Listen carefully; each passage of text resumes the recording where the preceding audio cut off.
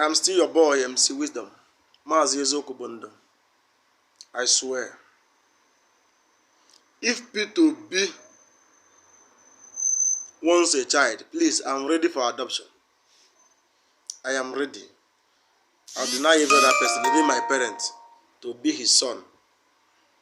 Just listen to this. 2023 election is concluded. Listen to this. I don't need to tell you to vote wisely. Just listen and hear this out. Not killed are your people.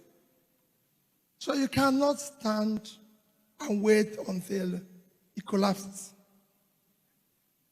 Those children who are supposed to be in university are not in school for 7 months are children of the church. And nobody cares about them. Those people who will keep quiet and they're stealing our oil are those that are elected. Every day you hear people are stealing oil. Oil is being stolen by people in government. Nobody, oil is not sweet you put in your pocket. For you to steal oil, a ship has to come to your territorial waters. And that must be approved by Navy. So it's not you. None of you can steal oil. Nobody here can steal oil. Your Grace, you can't steal oil. Because you have to have a ship. Every ship is registered and everybody knows where the ship is going. And you have to have approval. So the only people who can steal oil are people in power. This agreement that is keeping our school closed, Your Grace, was signed in 2009. And the content, monetary content of it is about 1.2, 1.3 trillion, out of which Jonathan paid 200. The rest is spent. Just to show you why I used oil, in 1 month, the money of oil they stole can pay for this. Our approval to oil is 1.8 million barrels. Nigeria's approval. By OPEC, we are the only people. In July 2022, throughout the month of July, our production was 1,083,000. So every day, we're losing 717,000. If you multiply by 31 days, it's 22,227,000. That's what we lost. If you multiply by how much they sold oil in that month, average of 110, is $2,445,000,000. If you use the average rate of 550 to multiply it, is 1,344,750,000,000 naira. That is far more than ASU is asking 1 month stealing. We can no longer continue this way. If we continue, we consume everybody.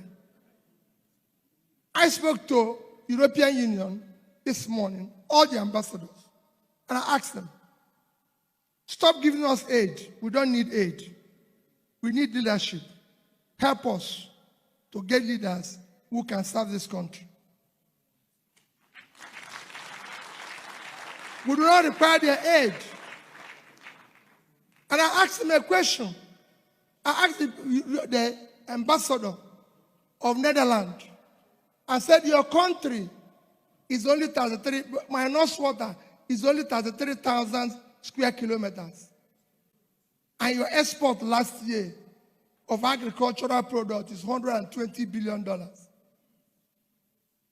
Our state, Niger State, is 76.3 thousand square kilometers, 2.5 times Netherlands.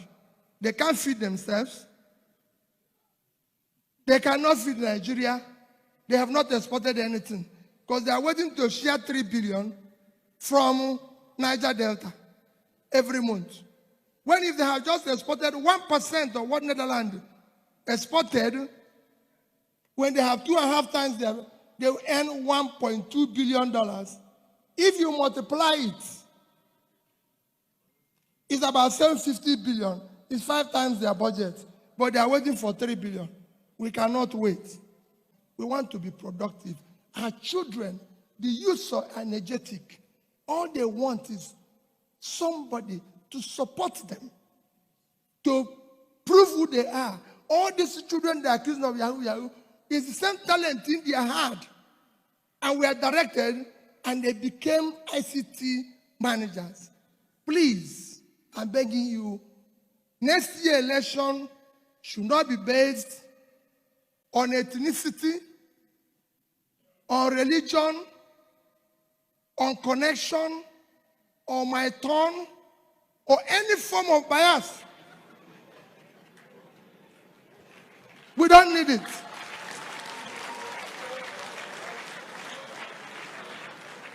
And let anybody who said he wants to be, anybody who says he wants to serve, please, let him not speak to you through spokesperson. Let him come and tell you what he's going to do. You take note of it. Because when he goes into office, he'll start telling you what I saw when I got in, or what I didn't see. All of us should see what is bad now. So when we hire the person, the job of a leader is to find solution, to prefer solution, and not to give us excuse. We are tired of excuse. Anything any of us wants to see, let him see it now. So when he goes, it is solving the solution. And after election, please, do not go away. Part of our problem is that after election, you go away, and His Excellency reverses the vehicle, which you all agreed is going north to south. And nobody is telling him, no, this is not what we agreed. This time around, whoever is going to be there, we'll have an agreement. Your Grace, come out with a charter of demand. And let whoever is going to be there, you demand this is what you want. You don't want your children to be at home. You don't want this. UNESCO has just said that 20 million Nigerian people out of school. Which country? And we are normal. And we are saying the church should not be involved. In fact, the church should be at the forefront. And let the politicians follow them. Finally, in conclusion, I'm sure we'll have time one day to discuss this further. Next year's election must be based on character we can trust with the proven record of the past. It must be by competence. It must be by capacity and commitment. This is a job that requires physical and mental energy. And we must get it right. And that is what we're asking. The church must be at the forefront. Our children cannot continue like this. There's no offense they committed by being Nigerians. Nigerians are the best you can get in the world. And we have the energy to change this world. All we lack is that we have criminals who have hijacked this country, sealing everything away, and we are keeping quiet. Please, the church, wake up, take back your